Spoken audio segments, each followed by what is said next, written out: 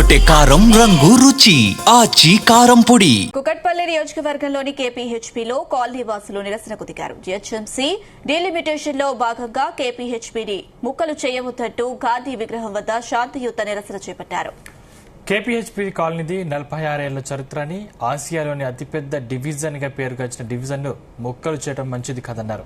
బాలాజీ నగర్, వసంత Nagar division లో తమ division ను కలపటం విరమించుకోవాలని అన్నారు. సమస్యలు వస్తే ఏ కార్పొరేటర్ దగ్గరికి వెళ్లాలో తెలియని పరిస్థితి ఉందని వాపోయారు. సమస్య పరిష్కారం కాకపోతే పెద్ద ఎత్తున ఉద్యమం చేస్తామని హెచ్చరించారు.